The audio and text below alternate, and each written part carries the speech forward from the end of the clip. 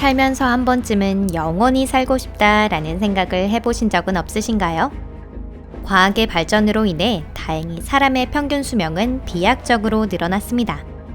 그러니 앞으로 20년 정도만 있으면 적극적으로 수명을 연장하는 기술이 개발되어 영원한 삶을 사는 것도 마냥 꿈속의 일은 아니게 될 것입니다.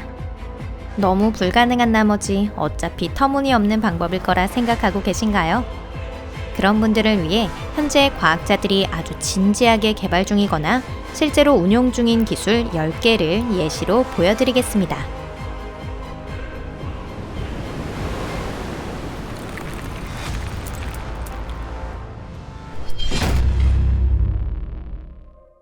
뱀파이어 요법 GDF11.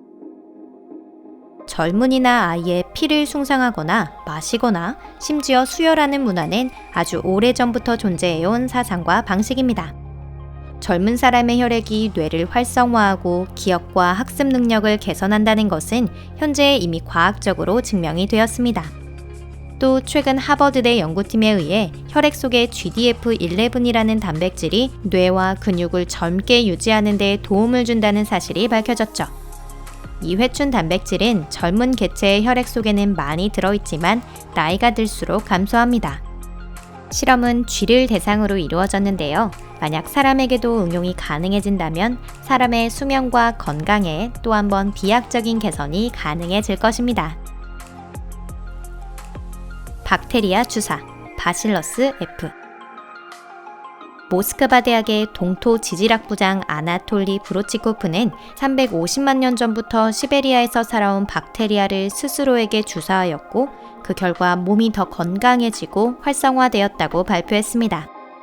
브로치코프의 주장에 따르면 이 바실러스 F라는 박테리아의 DNA와 유전자에는 노화를 적극적으로 치료하는 능력이 있다고 하는데요.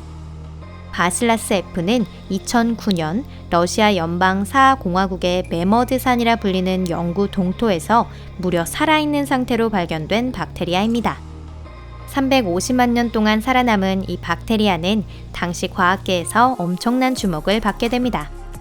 브로치코프만큼 과격한 방법은 아니더라도 현재에도 쥐나 초파리를 대상으로 다양한 실험을 거친 결과 현재 그 장수 능력과 번식력에 대한 증명이 이미 완료되었답니다.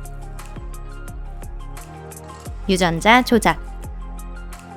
구글에서 설립한 캘리포니아 라이프 컴퍼니에서 근무하는 과학자 신시아 캐니언은 유전자의 기능을 부분적으로 무효화할 수 있는 다프2라는 것을 이용해 일반보다 10배나 장수하는 선충을 만들어냈습니다. 사람에 따라서도 이 다프2 유전자가 노화의 촉진에 관계하고 있는 것으로 알려져 있는데 100세까지 살고 있는 사람의 다프2를 살펴보면 돌연변이를 일으킨 경우가 많다고 합니다. 캐니언의 설명에 의하면 실험과 같은 분자 차원의 조작을 사람에게 응용할 수 있다면 사람도 영원한 젊음을 얻을 수 있을 것이라고 하네요. ALK5 억제제. 노화의 주 원인 중 하나로 TGF-베타1이라고 하는 성장인자가 줄기세포의 수복 능력을 제한하는 것을 들 수 있습니다. TGF-베타1은 노화에 따라 점차 늘어나며 그로 인해 노화가 촉진됩니다. 캘리포니아 대학 버클리 연구팀은 ALK5 억제제가 TGF-베타1의 활동을 감소시켜 결과적으로 뇌나 근육 조직을 회춘시키는 효과가 있다는 것을 발견하게 됩니다. 실험은 쥐를 대상으로 행해졌지만 향후 사람을 대상으로 한 연구가 진행될 것으로 기대되고 있답니다. 만약 실용화된다면 나이를 먹어도 알츠하이머와 같은 노령과 관련된 병의 발병이 억제되어 건강한 생활을 할 수 있을 뿐 아니라 의료비의 대폭적인 삭감도 가능해질 것입니다. 된다면 말이죠. 세포 재프로그래밍. 혈액이나 골수 이식은 기증자 중에서도 적합한 대상을 찾아야 가능하고 준비 단계에서 많은 시간과 노력을 필요로 합니다. 그 때문에 이식에 적절한 조혈 줄기세포를 만드는 것은 이전부터 재생의학의 큰 과제 중 하나였습니다. 마침내 2014년 하버드 줄기세포 연구소 그룹이 어른쥐의 혈액세포를 조혈모세포로 재프로그래밍하는 데 성공했습니다. 이는 혈액을 세포 수준에서 원래 모습까지 되살려냈다고 할 수 있었는데요. 이 실험도 아직 쥐를 대상으로 진행되는 단계지만 사람에게 응용되는 미래도 멀지 않았을 것입니다. 의료용 나노로봇. 세포 수준의 작은 기계를 나노로봇 또는 나노봇이라고 합니다. 오랜 세월 나노로봇은 SF 세계 속의 이야기로 여겨졌는데 2016년 마침내 캐나다 연구팀이 혈액세포 사이즈의 의료용 나노로봇을 개발했다고 발표했습니다. 이 나노로봇은 혈관 속을 이동할 수 있으며 종양만을 정확히 노릴 수 있다고 합니다. 앞으로 개발이 진행되면 혈액 속의 나노로봇을 통해 산소의 효율적인 관리가 가능할 수도 있습니다. 즉, 사람이 몇십 분씩 전력 질주하거나 몇 시간 동안 바다에 잠수하는 것도 단순히 허황된 이야기는 아니라는 것이죠.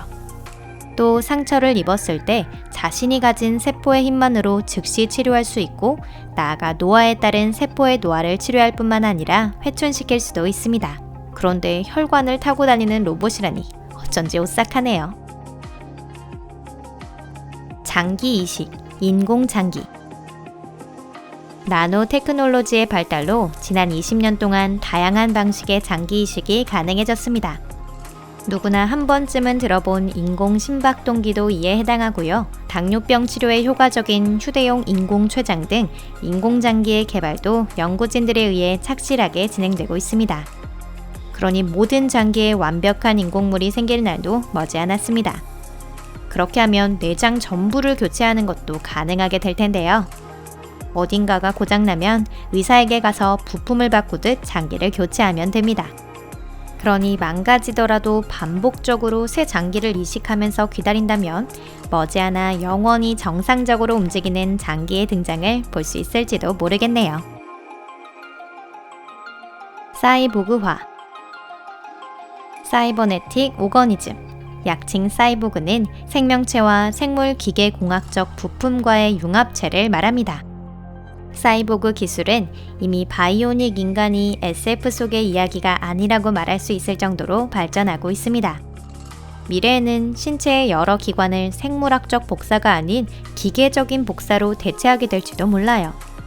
그렇게 된다면 거의 무적의 영원히 사는 완벽하게 초인적인 사이보그가 지구상을 활보하게 되는 것이죠. 뇌를 업로드. 2014년 미국에 거주하는 네덜란드인 신경과학과 신경공학 전문가인 랜달 코엔은 뇌의 정보를 수치화하여 컴퓨터에 저장 및 재현하는 기술, 즉 뇌를 컴퓨터에 업로드하는 기술 구상을 발표했습니다. 마치 조니 뎁이 튀어나올 듯한 SF 영화 같지만 코엔뿐 아니라 많은 신경과학자들은 사람들의 기억이나 감정, 의식은 시냅스에서 시냅스로 날아가는 전기화학적 신호의 집합에 불과하다고 생각하고 있습니다. 컴퓨터 프로그래머에 의해 이미 인공신경 네트워크는 만들어져 있고요. AI가 개별적인 정보를 결합해 패턴 인식을 통해 학습하는 것도 가능해졌습니다. 단 아직까지 사람의 뇌만큼 복잡한 활동은 못하기 때문에 완전한 인공뇌가 나타나기까지는 아직 시간이 좀 필요할 것 같네요. 인체 냉동 저장. 여기에서 소개드릴 냉동 저장이란 냉동실에 생선을 던져둔다는 뜻이 아니라 사람이나 동물을 초급속 동결, 이른바 유리화하여 부패하지 않도록 보존하는 기술을 말합니다. 이는 아직 현대 기술로는 치료법이 밝혀지지 않은 병을 가진 사람들이 의학이 발달된 미래의 병을 치료하는 방법이 나올 때까지 몸을 보존하고 싶다는 생각에서 태어났습니다. 1962년부터 시작된 이 기술로 인해 현재까지 약 200명가량이 동결돼 있습니다. 그리고 이 기술을 사용할 수 있는 대상은 의사에 의해 정식으로 사망했다고 인정된 사람에 한해서입니다. 현재 기술로는 냉동 보존된 사람을 소생시킬 수 없는데요. 하지만 언젠가 해동 기술이 발명되어 원할 때 원하는 만큼만 동결될 수 있다면 미래에 사는 것도 불가능한 이야기는 아닌 것 같습니다. 오늘 영상은 여기까지입니다. 시청해주셔서 감사합니다. 이 중 여러분들 마음에 드는 기술이 있으셨나요? 댓글로 알려주세요. 그럼 다음 영상에서 뵐게요.